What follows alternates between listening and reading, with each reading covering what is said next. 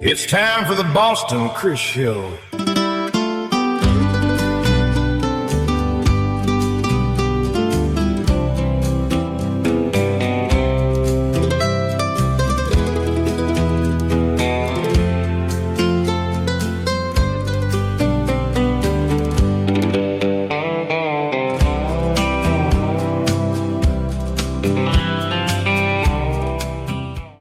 It's Billy Joe Jones. Thanks for tuning in to the Boston Chris podcast. Guys, it is Robin Batteau week here on the Boston Chris podcast. And I was just telling Robin, we just met like literally seconds ago, but this might be the most creative episode in the history of the show to try to unpack. And based upon your newest project, which is called Band In Sparta, which just the name of this record is hilarious where the story came from that. But correct me if I'm wrong, Robin, the idea for this came as part of your class for ancient Greece at Harvard for a thesis. Is that right? That's right. Okay, and so basically what happened was, again, correct me if I'm wrong, is you were studying all of these ancient Greek poets, and you decided to try to kind of mosaic their poems into modern day songs. Is that right? That's right. Almost all of them didn't have any complete poems left. Only Right. Sappho had like one, and pretty much everybody else just had bits and pieces spread around in bits of pottery and shreds of parchment. And so I took it upon myself to put them together into what felt like a song and put some music to it, because those guys, the ancient Greek lyric poets, were called lyric because they played the lyre, which was the guitar of the day. Yeah. And they performed their songs. They performed their poems. They sang their verses and entertained people. And so they were really no different from Bob Dylan and Taylor Swift and everything in between. So where's the idea come from you to not only do this for your thesis, but to kind of make this a project? Because obviously you've been a musician for decades. So, I mean, it makes sense on the surface, but like, Yeah. where does the idea come from? I guess it's because I'm ancient that I was drawn to something even more ancient. No. I started Harvard in 1965 Yeah. and got my degree in 2022. So I actually broke the Guinness Book of World Record for the longest time between matriculation and graduation in history, not just Yeah. at Harvard. They gave you a long time to study, didn't they, Robin? I guess I really didn't want to finish that term paper, so that just took my time. Yeah. So where does the idea come from for doing this as a project and then turn it into a record? Well, I came back during the pandemic. Yeah. I thought to myself, hey, I've made records and I've played concert and stuff, but I can't do any of that stuff right now. So what kind of unfinished business could I take care of? And I thought, oh, I could finish Harvard. I still have a semester to go. And I asked them a couple of times if they could just give me credit for, life experience for half a year. And they said, no, Of course not. in their Harvard way. Yeah. And they said, but if you want to come back, you can apply. They always say yes, but you still have to make an application. So I said, okay. I applied and they said, well, we want you to try out to see whether you're still at 70 plus, have the kind of brain that is required by teenagers, to study at Harvard. Right. And I thought, I see your point. And so I took a Zoom course online at Harvard, a Harvard summer school course called Introduction to the Ancient Greek World. Now, this has always been an interest of mine since fourth grade Olympics, which was Wow. kind of the peak of my sports career. Yeah. I won the foot race and the discus, I'll have you know. Hey, there you go. But the You parlayed that into a record deal, didn't you? I sure did, yeah. I got, it's funny how these things work. Yeah, yeah. I was finishing up and my family got into money trouble. So I thought, like any 19-year-old thinks, well, I'll just drop out of school and get a big record deal and the advance will save the family. So I did it and it worked. Yeah. It didn't mean that my records were gigantically famous. I thought they were good records, but Yeah. none of them were gazillion sellers. but I had great fun doing it, and made a lot of cool songs and a lot of good records. Had a lot of fun playing concerts, and after that, so I came back during the pandemic with time on my hands, and I had finished the science requirements of my You- concentration, which was integrative biology. Right. Yeah. I actually asked the chairman of the department, so what the heck is integrative biology? And he said, Robin, your guess is as good as mine. And of course, the professors were all 20 years younger than me. Yeah. The, the only one older than me was the guy who was the professor for ancient Greek stuff. And he was a blast. And we, I had a couple of courses with him, and I had started this project by during the introduction to the ancient Greek world, taught by a wonderful teacher named Natasha Berstadsky, who's now in I think she's in Berlin or something. And but she was teaching at Harvard then, and we stumbled within the first couple of weeks on this guy named Archilochus, who was kind of the Bob Dylan of the 7th century BC, and I'd never heard of this guy. Yeah. And so by the way, because I'd finished my requirements for the science, I could take anything that I wanted. I just had to be at Harvard for 4 courses for a semester. Right. Yeah. And so I started to look at Archilochus, and there was no complete poems, no complete songs.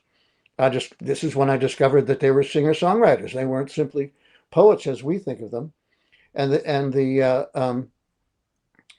I was really interested in this character because he was not only, as revered as Bob Dylan was in his day, but he was so irreverent that he was banned in Sparta Yeah. because his side gig was as a soldier for hire, a mercenary.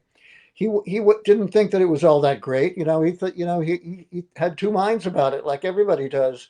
And the Spartans, who were the most, warrior-like group culture in ancient Greece, took offense with his disregard for the exalted position of warrior practice, and so he was banned in Sparta. And I thought, well, this makes it even more important for me to finish one of his songs. Yeah. I find it interesting that very serendipitous, Robin, that here you are at Harvard taking a course in ancient Greece, and part of the curriculum is a singer-songwriter. That's very serendipitous, isn't it? That you happen to be there at that time, and I mean that's essentially who you are. You're the singer-songwriter today.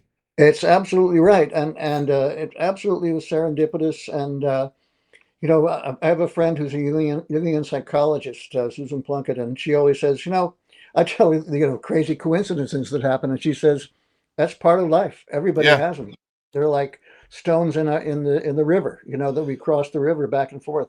I mean, you just happen to get introduced to this guy that's obviously going to pique your interest. This is going to be somebody that you're going to relate with on a personal level. And I mean, you're probably already passionate about ancient Greece, but then you get this guy that literally is you in ancient Greece form. It just feels so natural, doesn't it?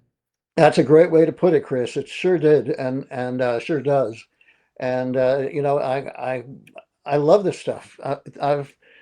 I wound up writing 11 songs, 10 of them by ancient Greek lyric poets, put to music. Yeah. I think, they've been interpreted and translated, and people have translated the scraps, the bits and pieces, and beautifully. There've been some wonderful translations, but nobody's, to my knowledge, had the arrogance to actually put them together into one. What a great word for it, dude. Yeah. Right. Man, how was there any frustrating moments for you? Like maybe you're talking about bits of pottery, pottery, and bits of shards, and just getting little pieces of the content here and there from these old, ancient Greek poets and lyricists and stuff. Was there any frustration in finding something maybe for the first time ever or for a long time, and then it wasn't complete? So like I mean, if you, for example, I kind of attribute it to starting a book or a movie and then like losing the book or the movie and then not being able to finish it, right? Was there any kind of that frustration? You know what I mean? I know what you mean. There was frustration that there were things missing, but Yeah. that just gave me an opportunity to put on my creative hat. And like a paleontologist filling in the missing bones from a T-Rex skeleton, I just made up the extra bones that it needed in order to become complete. And I thought becoming coming from the place that I was as a lifetime singer-songwriter with the scars and scars of the battles in the music business, that I was very well placed to be coming up with these extra bones. Now, And how much of that is putting yourself in the shoes of these poets too? Because like you have to research them, you have to understand their personalities, their traits, where they were coming from, who were they were family people or whatever. You have to put yourselves in their shoes in order to understand where they were possibly going with the content originally, right? Oh, it was actually, it was so much fun finding out everything that I could find out about these guys, and Yeah. coming to feel how they felt and feel like the song that I was creating was the way that they felt about things, and I felt it as the kind of final arbiter of the quality of a song, that if it moved me when it was done, I thought, well, this will move some audiences too. So let's just go with what feels right.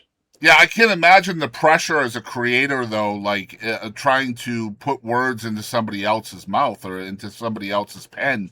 Man, and arrogance is the right word. That's why I laughed at that because, Yeah. like, the pressure to do this, you have to have a little bit of an ego to think that you can do it, right? Well, Um, it's the unmitigated gall of the guy. Yes, absolutely. Like I kind of in a modern way, like Michael Crichton. You mentioned T Rexes. Michael Yeah, Crichton, who's the creator of the Jurassic Park series, yeah, died yeah, literally after the yeah, first movie was filmed, and yet we have 1,900 sequels. So somebody yeah. has had the unmitigated gall to continue writing how Michael Crichton would have possibly seen things. Right? That's what it It's is. Yeah. yeah, and when you try to kind of inhabit the spirit of the poet, whether it's Archilochus or Sappho or anybody in between, Yeah. and it's exciting. It's great fun, and I don't worry about offending anyone, because I'm sure I'll offend millions of people, because that's rock and roll. Yeah. I've been playing folk music, rock music, jazz, pop, blues, for 50 years. Yeah, I What find is it it? interesting you're talking about kind of possessing the spirit of these poets, Yeah. because I've listened to this whole record, this entire project, and as much as you had your hands in these songs, they're clearly different, right? Like they're clearly Oh yeah. different songs and came from different minds. But yet the Yeah. mosaic person who's you is the same person. So you can Yeah. tell that you're embodying the spirit of each poet in each different song as you It listen, which is intriguing to me. and fantastically interesting to do.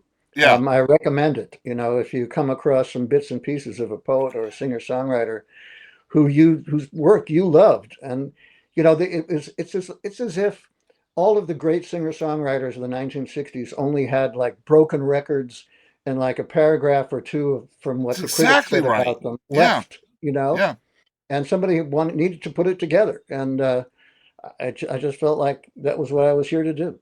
What a great lesson. And I've done some research on you, Robin, and there's a Mhm. lot to unpack here. But I find something so dang interesting about you is a major portion of your music career was writing jingles, and I mean Yeah.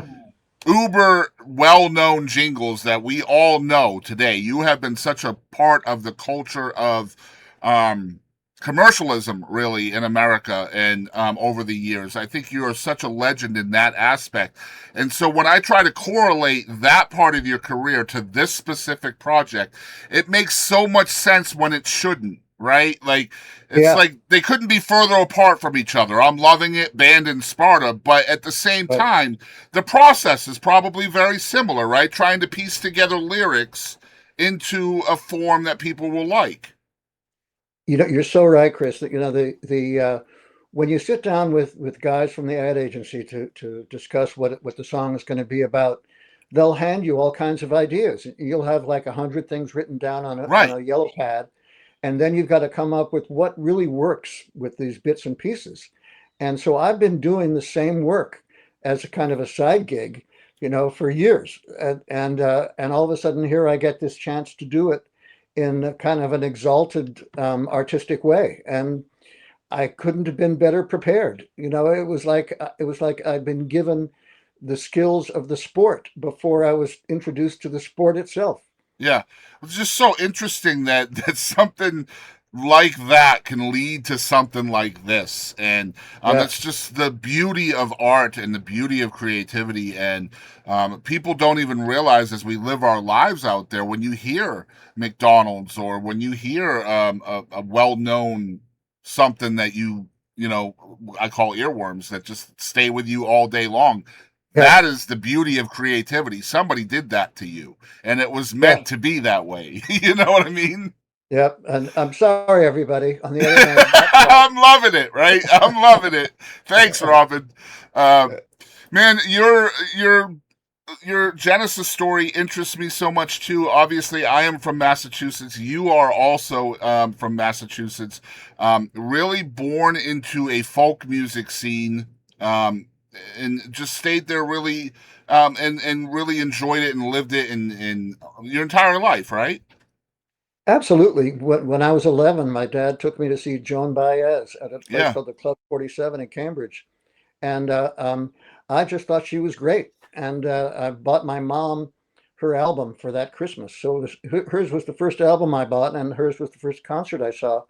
And though I grew up playing the violin, and I was a pretty good little violinist, the first show, the live show that I saw was Joan, and I think I took that to heart. And as I went through, all the phases of falling in love with Everly Brothers or the Beatles, or Motown, Stevie Wonder, and everything that came after, it was still the folk music that was kind of there. I felt like that's what my shoes were made of. That's kind of what I was, in contact with the earth. One of the antagonists of Hercules was a guy named Antaeus, who was a yeah, son of and Antaeus, as long as he was in contact with the earth, was unbeatable. So Hercules held him up in the air and beat him up that way.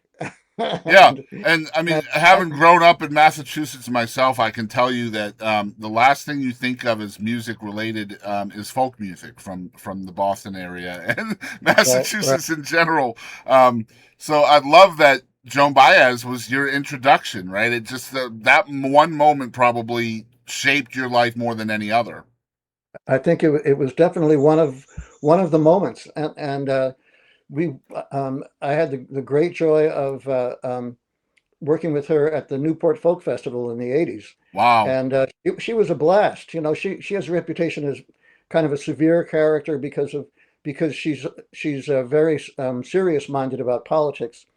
But backstage, she's loose and goofy as any other musician, and she's a lot of fun. And she was sort of my favorite road babe after Bonnie Raitt, who's also a blast. Yeah. So I grew up, I was very blessed. My dad was into traditional country and folk and, John Denver and folks like that. And Cool. so Hmm. he always kind of sought out the venues locally in the Massachusetts and really the New England region as a whole to find music like that. And we were introduced to the Dorley brothers. I don't know if you've ever heard of Bob and Joe Dorley. I don't know them, but I'm going to look them up after our Yeah, show. I don't know how well known they are, but locally they were legendary to us and just incredible singer songwriters. And I Cool. mean, the internet probably doesn't even know who they are, to be honest. But yeah, just they kind of shaped my love for acoustic style, like unproduced kind of music. Um, Yeah. Now, your brother was also a singer songwriter. Your dad was a singer songwriter. So this was kind of already cultivating in you prior to Joan Baez, right? Well, my brother, the singer-songwriter who has made a living of it, is younger than me, so he actually came after me. Okay. And and my dad played the piano and the guitar and the recorder all equally badly, but he was very enthusiastic about it, and I think his enthusiasm basically infused my brother David and I to uh, to take music more seriously. And writing songs and singing is sort of the family hobby, and there's six of us, and we all write songs and sing, and and we're all good, but only two of us managed to make a living at it. Yeah, and speaking of that living, the record deal came to fruition in 1971 with Columbia, I believe, and you guys were a duo named Batteau.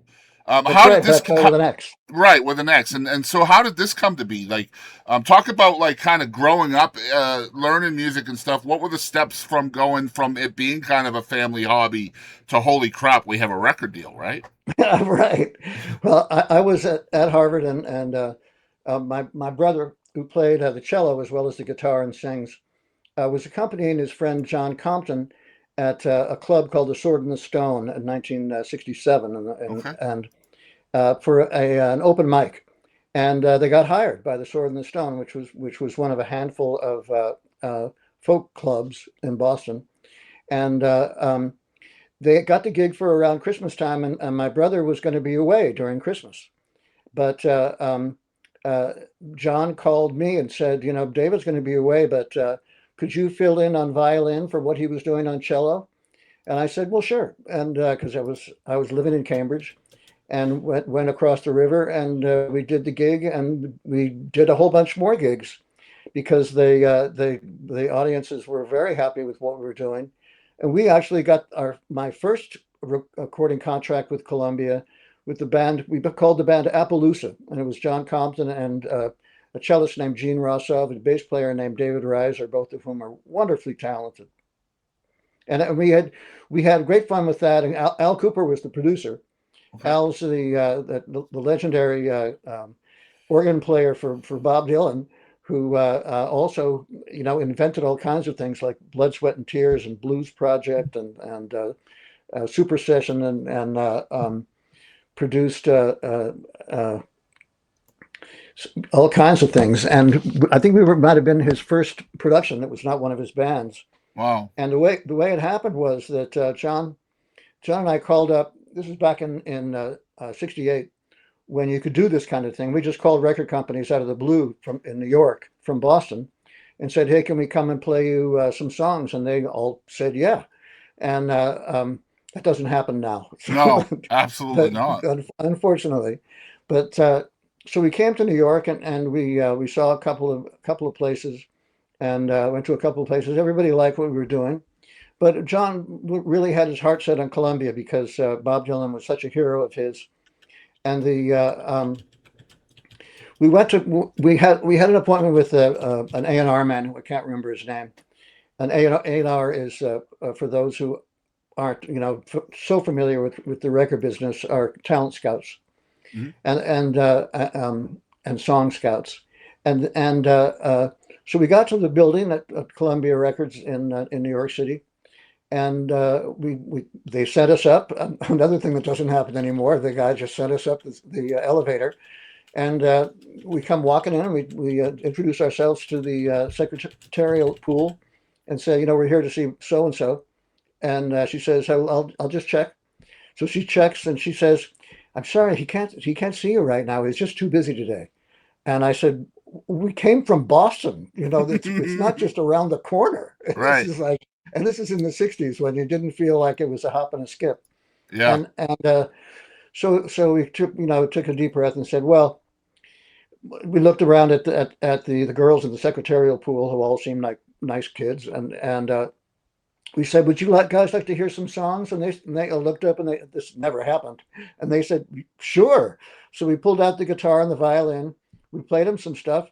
They were into it, and then Al Cooper, who'd just been hired by Columbia, sticks his head out of his office door. He's not the guy that we had an appointment with. He just happened to be there. He sticks his head out the door, and he listens to what's going on, and he takes a look at the girls and how happy they were. And he looks at us and he says, come in here. and so we played him a couple more songs, and he said, you guys are good. And he said, but I think if you have a couple more guys in the band, you got a deal. And we said, okay. And so we went back to Boston. We called David Reiser and Gene Rossov. We rehearsed for 2 days and for 2 afternoons. Called him the third day. Said, Al, we're ready to come down and play for you. He said, really? Okay, come on. So we came down and played for him, and he said, you got a deal. And a couple of weeks later, we're in the studio with Al and some of his cronies from Blood, Sweat, and Tears, and we're recording a whole album. We had wonderful arrangements. I did some of the arrangements. Some were done by Oh, Tyson Street, who's a wonderful violin player, it's a and beautiful record. I so oh, enjoyed thank you. listening to it. Yeah, it was, man, that era of music is so lost today, right? Like, Yeah, there's a lot of treasure that oh, it's still to be found, and in a yeah, way, people who haven't heard it yet, they're in luck. There's all this treasure to find. sure. Just Yeah. go digging. You know, Yep. the Uh, '60s was a fertile time, yeah. and then Appaloosa broke up. David and Gene didn't want to do it anymore, so we made a second album for Columbia called Compton and Batteau in California, which has some of my songs on it too. And that was great fun, but like Appaloosa, it sold a respectable number, but not a gazillion. So we lost the contract, and I said, well, I'll just go back to Harvard and take it from there. I did it one semester at Harvard. I had the good fortune to luck into a creative writing seminar with Kurt Vonnegut, who was one of the greatest guys I ever met. Just a cool, really cool guy, really nice. Has a kind of a grumpy exterior, but is not at all that way when you're just sitting around with him, chain smoking cigarettes. And Yeah. it's 1970,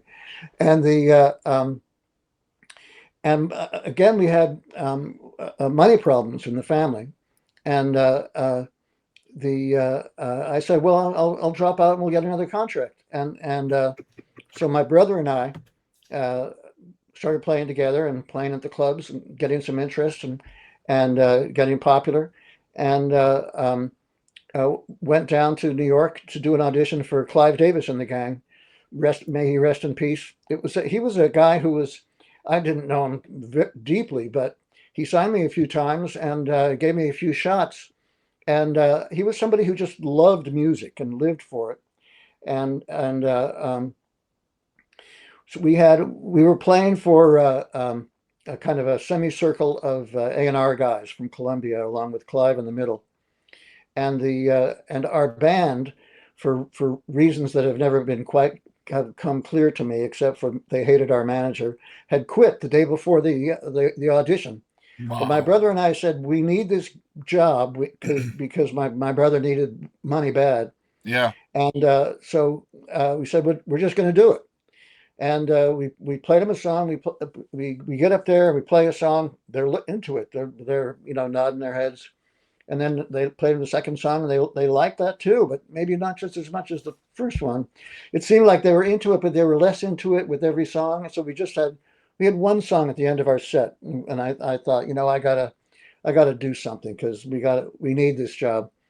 So it's a song called "Tell Her She's Lovely," and which my brother wrote. Wonderful song, and it comes to a violin solo, electric violin solo in the middle. And when the violin solo begins, I get the bright idea to jump up on the table in front of all the A&R guys and Clive and dance from one end of the table to another, playing the violin solo. Yeah. And I look down at Clive, and Clive's smiling and nodding his head and tapping his foot. All the A&R guys are looking over at Clive, and they start nodding their heads and tapping their feet. And we got a deal. And So we made the yeah, Batteaux so at that album. point you're either getting a record deal or a restraining order, right? Right, exactly. Yeah. So I find that interesting. I didn't know the history of Appaloosa and Compton and Batteau, so Yeah. I'm glad to have heard that. I didn't know that history. That's cool. So really, the Batteau with an X was not the first record deal for you. It was just kind of a culmination or transition between record deals. Is that right? That's right. Yeah. Yeah, interesting stuff. One thing I've researching you, Robin, is you're widely known for being part of a duo a lot of times in your career. Talk about kind of the differences between duo mates, so to speak, from your brother, from Compton, from David Buskin, all of these different folks that you've been in a well known duo with. I think it all stems from my love of the Everly Brothers. In 1957, I first heard them on the radio and just, perked up and went, wow, that's Yeah, my music right there. There was something about that that blend and that two-part harmony thing that I just loved. And of course, it inspired the Beatles and Simon and Garfunkel and almost everybody else in the '60s to Yeah. get into what they were doing. And I think the duo part of it was attractive. And when I started playing with Johnny Compton, it uh, just felt like it fit like a jigsaw puzzle pieces. And we weren't singing harmony with it, with rare exception. I would put a harmony on. It was violin and guitar, but it was the same kind of meshing of two instruments of a pair of sounds into a whole. Yeah, I was wondering how much of it would be vocal and how much of it would be violin based, because violin Yeah, is a very much a kind of add-on and accompaniment kind of instrument. it is. Whereas, harmony vocals are the same way, right? You're not the lead, so you're kind of the embellishment, so to speak. You are, but with the Everly Brothers, they were up about equal level in Well, sound. Everly was a different thing. That's why, Yeah. yeah, that was definitely very equal. I agree. And with David Buskin and I found that we were having more fun playing Everly Brothers songs backstage than we were out front playing rock and roll with a band called Pierce Arrow. We also had a deal with Columbia. Hmm. We thought, maybe we should do this instead. And Pierce Arrow broke up after a couple of albums, again with respectable sales, but just not million sellers. And and so we thought, well, let's just step out. And David, a friend of his who was a minister, was ministering to 800 high school kids at some kind of an event in Hartford, Connecticut. We were living in New York at the time, and called David and said, "Hey, I've got 800 kids, and I have nothing for them. I need some entertainment. Can you come and do a show?" And David said, "Well, I haven't played solo in a few years, but I think me and Robin could probably, do a couple of songs, each of us by ourselves, and a couple together, and cobble together a show." And so we went up there and did it, and have been doing it on and off for a half a century.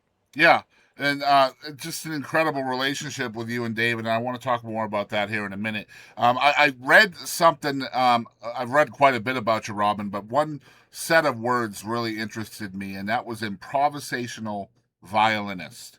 Can you tell Right. me what that means? What is the art of being an improvisational violinist?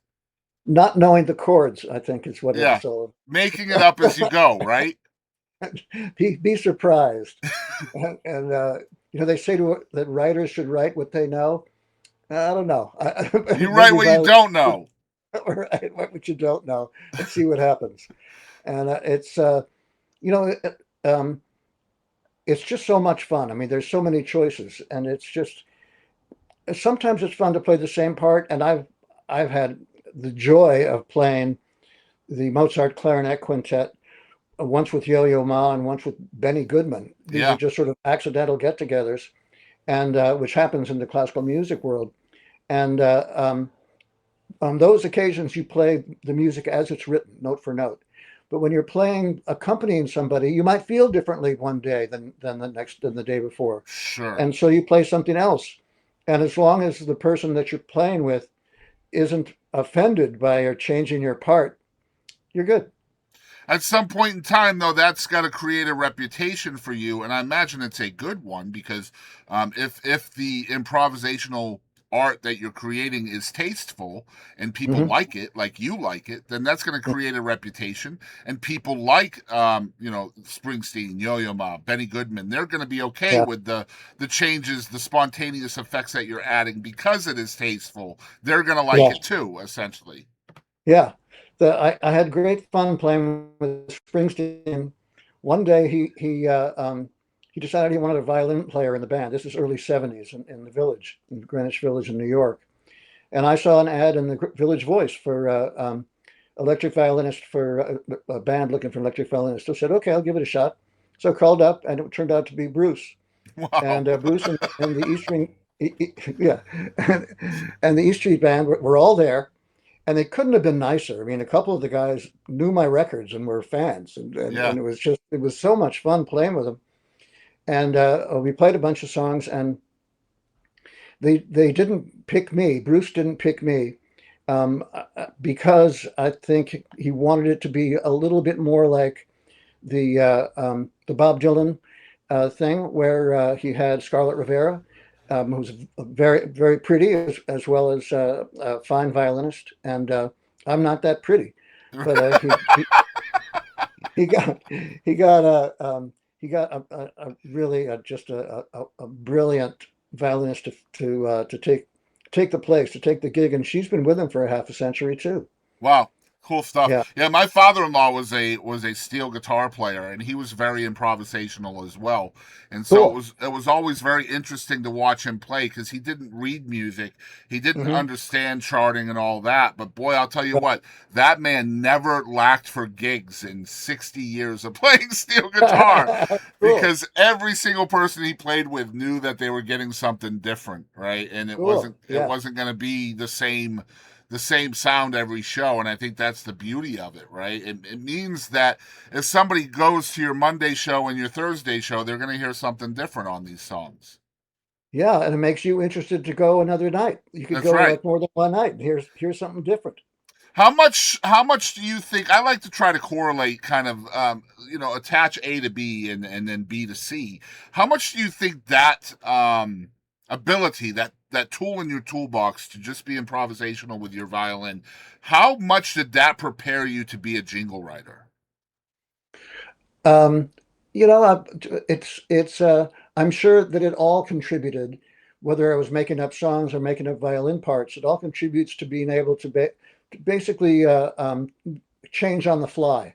You know, when you're doing a job for, I don't know if you've worked for advertising agencies or anything, that a lot of people have, and Kurt Vonnegut among them.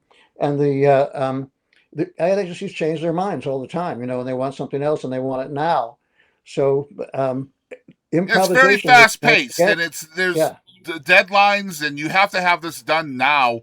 And if you yeah, don't, then we're going to go to the next guy, and he'll have it done now. I guarantee it, right? So, that's um, right. And there's lots of next guys, and there's lots of talent. There's lots of right. talent in this. Yeah. So I imagine being very, very spontaneous on your instrument of choice probably helped you be quick and meet those deadlines faster than somebody who perhaps wasn't as tour ready as you were, so to I think speak. you're right. And they may have been in love with their own work too much, you know, so they didn't want to change a note, didn't want to change a word. I didn't Yeah. feel that way. I said, okay, it's fungible.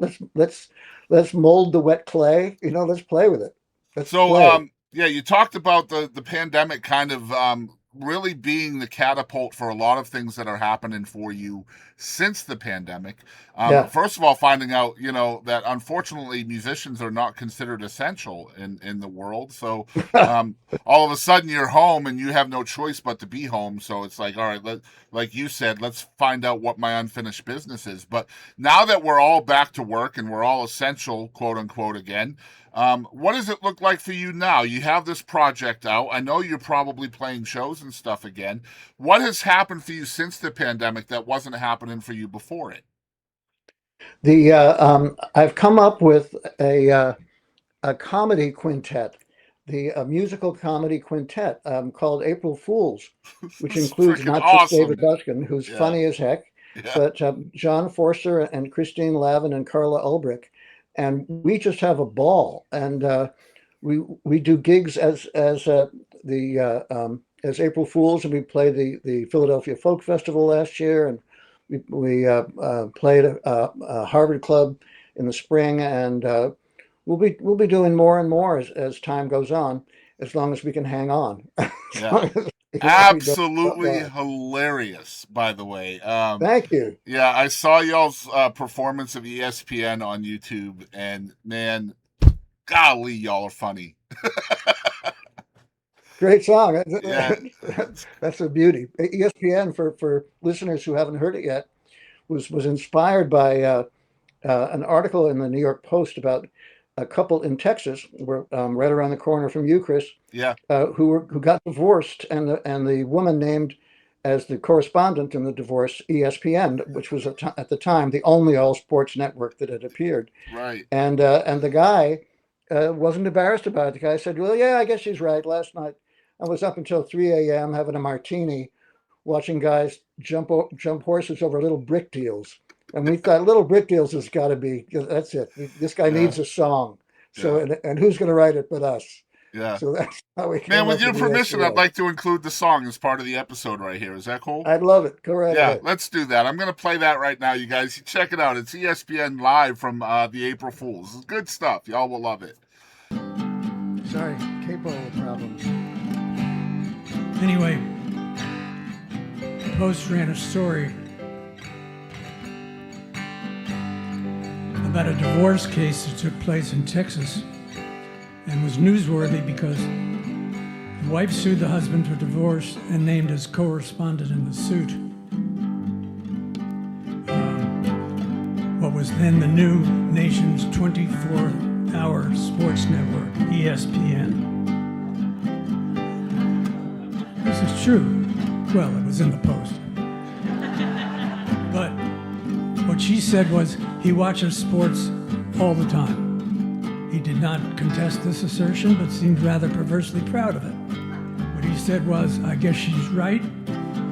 Last night at 3 a.m. I was up having a martini watching guys on horses jump over little brick deals. Little brick deals was where he won my heart. So he wrote the following.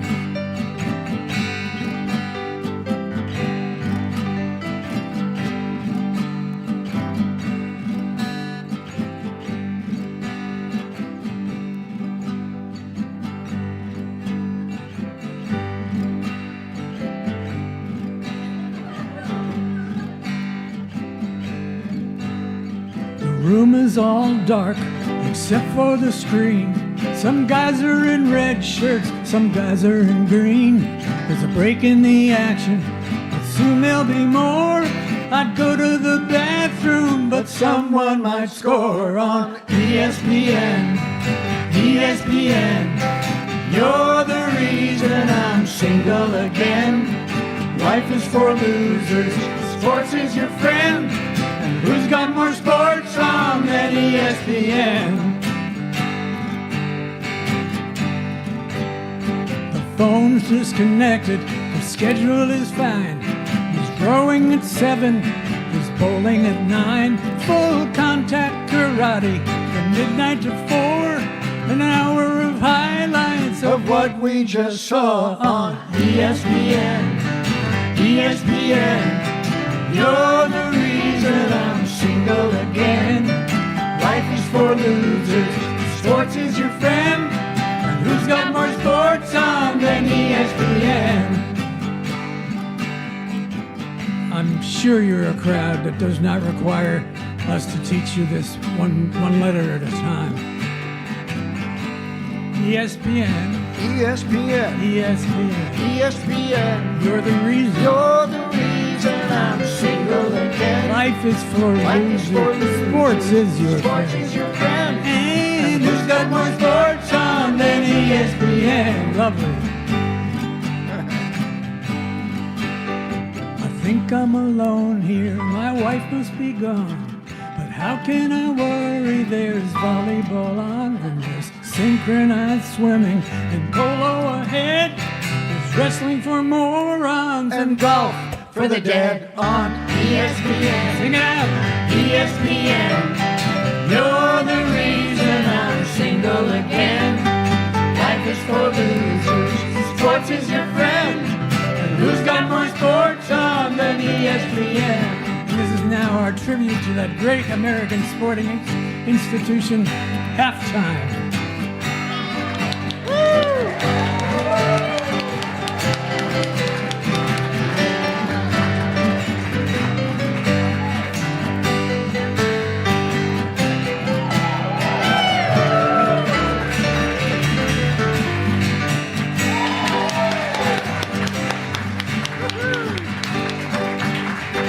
ESPN, ESPN, you're the reason I'm single again. Life is for losers, sports is your friend. And who's got more sports on than ESPN? In French, yeah. ESPN, ESPN, who's that pourquoi je suis single again? Life is for losers, the sports is your friend. And who's got more sports on You can watch with your shorts on if a field or a chord's on. It's ESPN.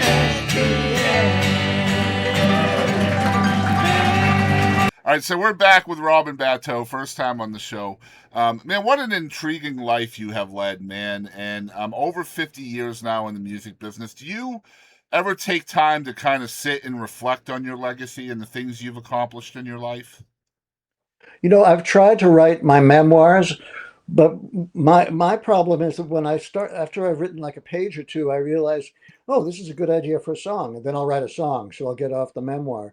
So I've never gone past page 3 in my memoirs. How about you?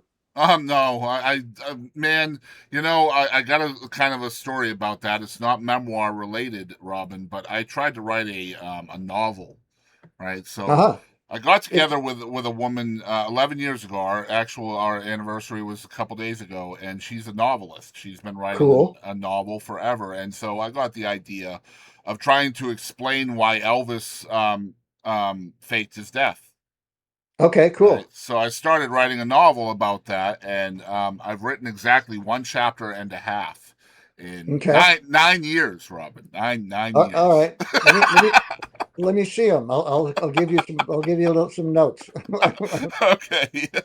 Yeah, yeah. It's not memoir related, but no, I've also had the idea of possibly writing a book because we've done 700 interviews, and we've probably had the stories told on this show of probably 500 or 600 well-known songs that people have know the lyrics to. So I thought about writing a book telling the stories behind the songs that we've heard the stories from the Oh, songwriter I love on the that. show. Yeah, So I that's a thought great about idea. doing that, and I thought that would be cool. But again, that's a lot of time and effort, you know. You know what? These days, you can dictate it into a laptop, and it's done. And you just edit it. Yeah, but And Robin, we're from Massachusetts, and I don't know about you, bro, but like my text to speech or speech to text, yeah, no, it doesn't work well. doesn't work. No, Okay. not at all. So I deliver food a Right. lot. Like that's kind of my main gig. I really enjoy delivering DoorDash, and so Cool. I am speech or speech to texting a lot to my family and stuff because I'm on the go. And I'm Right. telling you, 65% of the time it gets it wrong just because I talk funny. I think it's poetry. I love the mistakes Yes. that it makes. It's just like, Oh, oh, that's what I meant. yeah, my family loves it, man. They Yeah, that's great. freaking love it. That's great. They're always trying to translate what I meant, right? It's Hey, awesome stuff. I think that's a book. I think Yeah, the book of bad translations and of bad bad. bad speech to text and autocorrect, right? That would make a great book. Yeah, I think so too. Absolutely, Chris. You like Mad Libs, right? Yeah, like Mad Libs. It would Yeah, absolutely be. man, we Yeah, got yep. Robin Batteau here. We're gonna go by the numbers with Robin, man. These are a bunch of little short segments that we do to put out like TikToks and shorts and stuff to get buzz for the episode when it comes out. And so we really enjoy these segments. Usually the artists do as well. And you'll see why we call it by the numbers as we go. The first one is called Rapid Fire, and this is 7 questions I'm going to ask you in a rapid fire fashion. You get 2 minutes to answer these questions, and if you don't, you're going to lose even more hair. All right? Impossible. So, impossible. All right. Well, something bad will happen if you don't meet the 2 minutes, Robin, okay? Okay. All All right, here we right. go. Rapid fire with Robin Batteau. The first one is, what is your song obsession currently? Right now, let's see. Who am I listening to? I'm listening to uh, Niall. I just stumbled on this guy in Spotify. But people know him, Niall McCabe. Okay. He's toured with Ed Sheeran and others, and he's an Irish folk singer songwriter Very cool. whose styles, extend all over the place, and I just think he's spectacular. And Awesome. All right, so you next one know, is, what is your favorite moment from your career, Robin? I was playing company Tom Rush, who was a wonderful old folk singer in Washington D.C. in the mid '80s, and this song has a cool violin solo in it, and as it comes along, I feel a little kind of tingle, and I start playing the solo, and it's a little like the violin started playing by itself. It's like my hands were not in my control. Wow. It was like they were just playing, and I was just watching. I was watching it happen. And I told David Buskin, I said, this was like scratching heaven. It was Yeah. just an amazing feeling. And that's the kind of feeling, it's one of those things that and I think a lot of musicians have had these feelings. That's what you reach for when you're Yeah. playing music. And that's what keeps you doing Some of those substances are legal nowadays. it. All right. What is one thing people don't know about Robin Batteau? What don't you know? Uh, I have 5 brothers and sisters, and they're all more talented than me. Awesome. All right. So your best friend suckers you into going out to karaoke on Friday night. What's your first song? Um, Whiter Shade of Pale. All right. I'm afraid to ask you this next question because it's rapid fire, but whatever. We'll go with it. You could be a fly on the wall anywhere in history. Where would it be? Ooh, I'd love to see Socrates talking at one of Plato's drinking parties called I the love that. Symposium. Cool. All right. Next one. What song do you wish you wrote? Um, uh, that made me think of Wild World by Cat Stevens. I I thought that love was it. an All right. amazing Last song. one for rapid fire. What is the biggest lesson you've learned directly from music? Watch out for Boston Chris. That's Oh no. Oh no. I'm gonna have to try to figure out how to use that as a clip. That was amazing. Thank you. okay. All right. Next one for By the Numbers is called It's Not My Fault. I'm going to tell you why it's not my fault, Robin. I Sure. have a list of 60 questions here that we have compiled over the course of literally 700 interviews, and people will send in questions they want us to ask the artist. So we compile those, and then each episode, I random number generator 6 of these questions to ask our current guest, who is you today. So you are in the hot seat for these 6 questions that were random number generated. That means it's not my fault. Okay, so Okay. when you get these questions, I don't want you to think this is Boston Chris's fault. It's not. I promise. All right. Okay. All right. Number one, why do you think drive-up ATMs have Braille on them? Why do drive-up ATMs have Braille on them? Because because they also have sound, I guess. But it's So a you can talk drive-up to it. ATM, Robin. They're You can be in the back seat of a car. okay. All right. I hope that's true.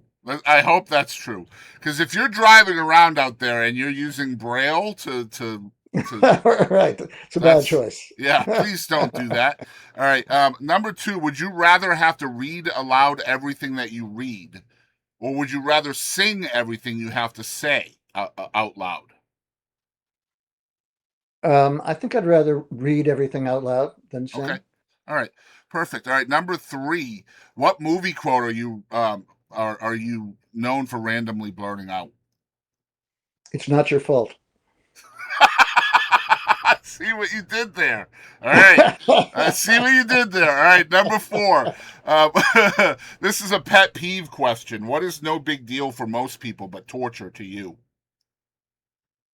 Oh, uh,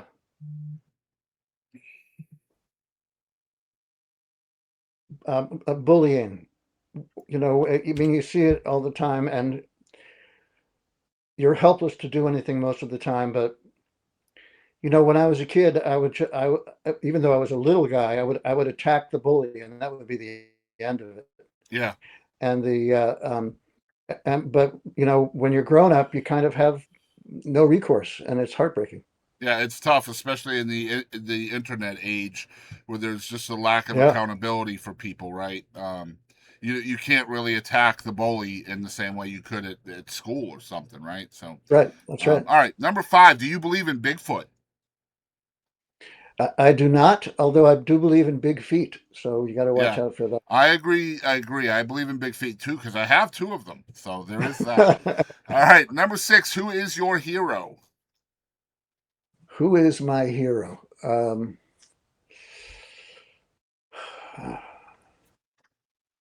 maybe Darwin, Charlie Darwin. You Okay, know, did you ever read the Voyage of the Beagle?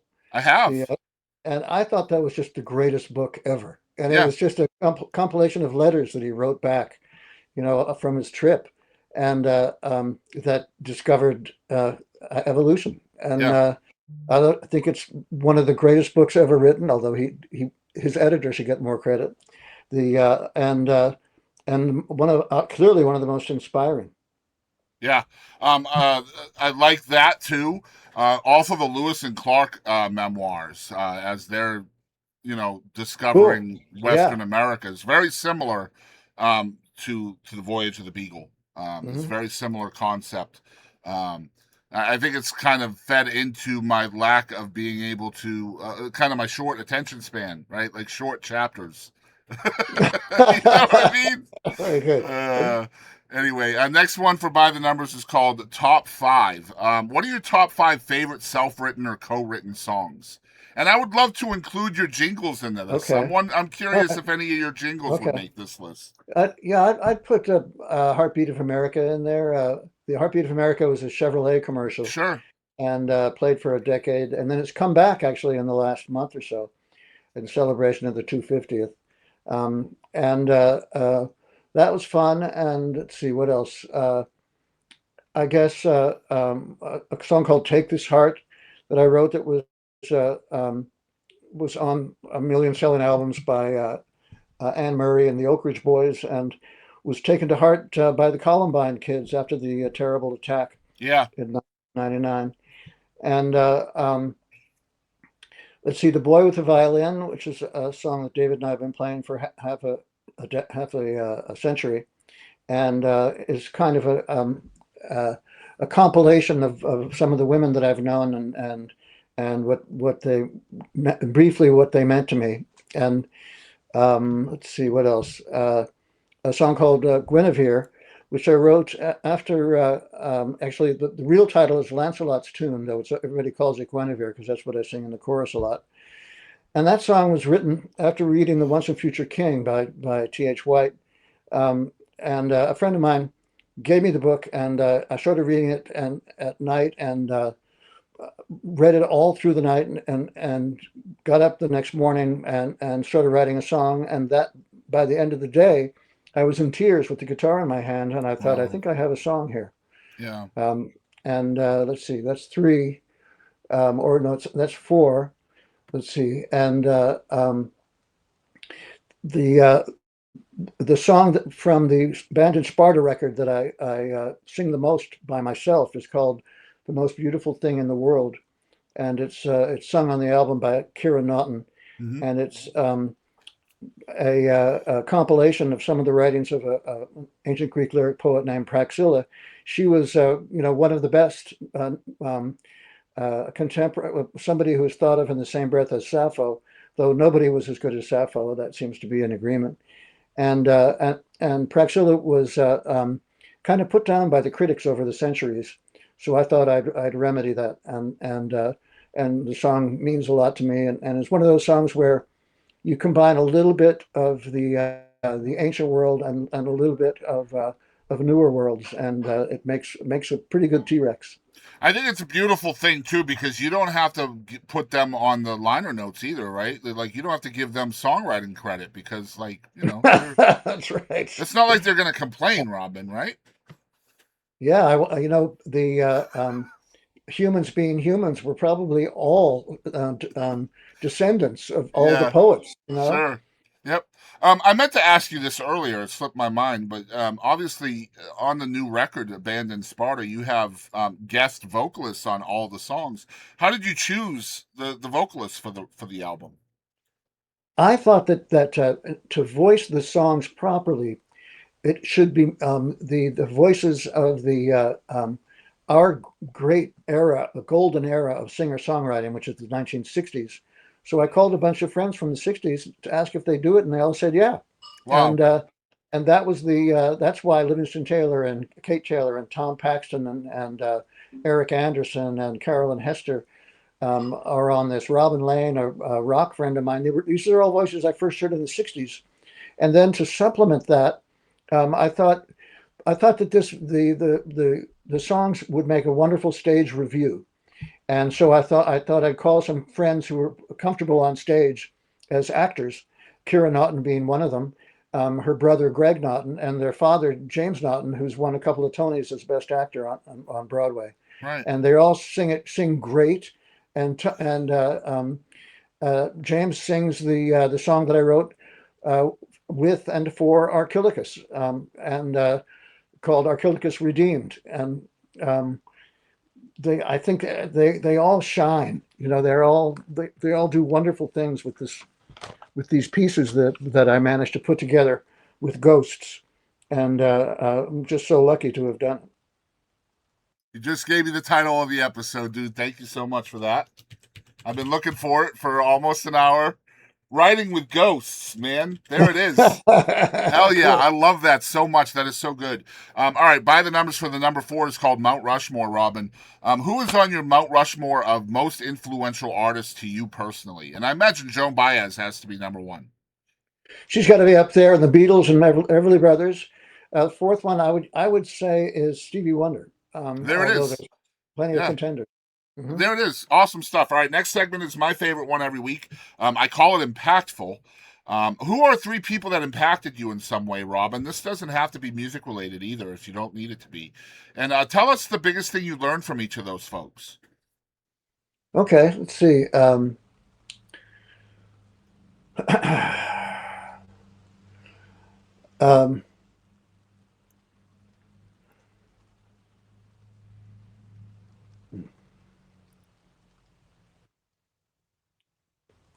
I think Kurt Vonnegut basically taught me a kind of humility, um, and because he was as humble as could be. I mean, he knew that his success was accidental, like almost all success, and he appreciated the luck, the good luck. There's a story that a friend of mine tells. Um, about when Kurt and Joe Heller, who wrote um, Catch 22, were at a fancy party in New York City, and Kurt pulls Joe aside and says, "Joe, does it ever bug you that we do all this stuff that gets celebrated, and we make a whole bunch of money, but we make as much money in our career as these guys make in a week?" Right. you Right. know and he says, and Joe says, "Kurt, we have something that they'll never have." Kurt says, "What's that?" Joe says, "Enough." Yep. It's a great lesson, and my my friend Craig Lambert has a great series called 2 Minute Enlightenments, which you can see online with that story and others. All right. Is that one that impacted you? You got 2 more? Let's see. Uh, um, the it brings to mind the guy David Dushkin, who was the head of the music camp that I went to when I was a teenager, and he was somebody who insisted that this little camp in Vermont with about 60 kids be safe for the kids to run around barefoot. And he made a point of spending pretty much all day on his mower, cutting the grass and checking to see that there weren't any pieces of glass Yeah. or stones in the wrong place on the grass. And one time I saw him; he was on his mower, and he came across this little stone, and he got off the mower and he picked up the stone and drove the mower over to a stone wall. They have stone walls all over Vermont, and he put the stone on the wall. Then he continued mowing, and it was kind of everything has a place. Everything has a good place for it has to be placed there. We're here to help. Good stuff, man. All right. One more impactful person. Let's see. Uh,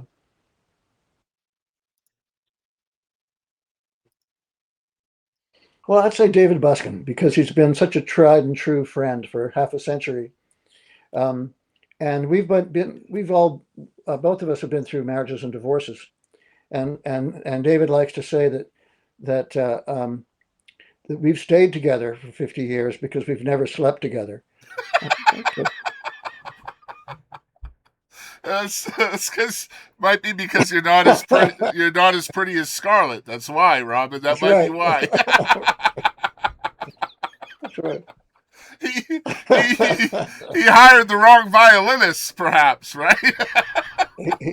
You know, Bruce hired a woman named Susie Tyrell, who's been with him for half a century, who's Yeah. just great Yeah, and great looking too. yeah, that's awesome stuff. All right, what are the two things you're most grateful for? Luck and friendship. Awesome, I think that I have friends. I make friends easily, and I hold on to friends easily, and it's luck, and there's nothing like it. I love it. Last segment with Robin Batteau, or last one for By the Numbers, is called One Artist. Who is one artist you wish the entire world knew about other than yourself? Let's see who needs to be known more about. I think my brother Brooke Batteau, who's also a singer-songwriter, lives next door to me in Shelburne Falls, Massachusetts.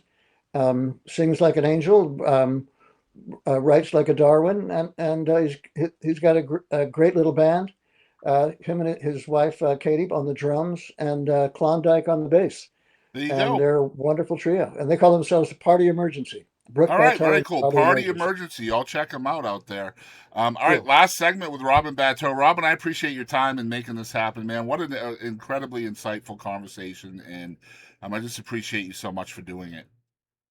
Chris, great to be here, and go Sox. All right, so last one. 15 in a row. Yeah, I know. It's we'll see what happens. We'll talk about that in a minute. So last segment is called "Who Do You Think You Are?" So who is Robin Batteau? He's a guy who keeps trying things, and once in a while they work. And but I've had no slammed in my face more than anybody I know, and the Sure. reason that I've been able to do so much is because I get up and I keep trying. So, and I think that's the main lesson. You hear that from a lot of people. It's not whether you get knocked down; it's whether you get up. Yep. That counts. And I keep getting up, and I'm so delighted that I got up for the show. Man, I'm so glad you did too, man. I've been looking forward to this. I don't know how Ann and I got together, but I'm so freaking blessed for that to have happened. She's so delightful. Yeah. I adore her. Yeah, I'm glad that I know who you are. I'm glad that I've been able to consume your content. I'm glad that I'm going to be able to for the rest of time. And I thank you for a lifetime of music and just incredible creation. And thank you, man. Thanks, Chris. Yeah, so guys, follow along with Robin. I'm going to tell you guys how to do that. The website is robinbatteau.com. You can see that on your screen, his name spelled out. But if you happen to be listening on a podcast, then I will spell it out for you. It is ROBINBATTEAU.com. You can also go down to your description or your show notes down below, and there'll be a link there for that to take you directly there. It's got his bio, his music. You can get his lyrics right there, especially from band In Sparta. All the liner notes are there for that as well, which I found incredibly insightful and really cool. I wish more artists would include that on their webpage. That would be a good idea for some of y'all out there. The social media, just Google Robin Batteau, follow along, man. The current band is April Fools, which is some cool stuff as well. There's still Buskin and Batteau stuff out there for you guys to consume. It's all over the place. Batteau with an X is out there. Check that out. The Compton Batteau stuff is out there. You can get that and listen to that. It's all there, man. So y'all do it. Robin, thank you, man. My pleasure, Chris. Thanks so much for having me. Hey, y'all, this is Meredith Crawford, and thank you for tuning in to the Boston Chris Show. It's time for the Boston Chris Show.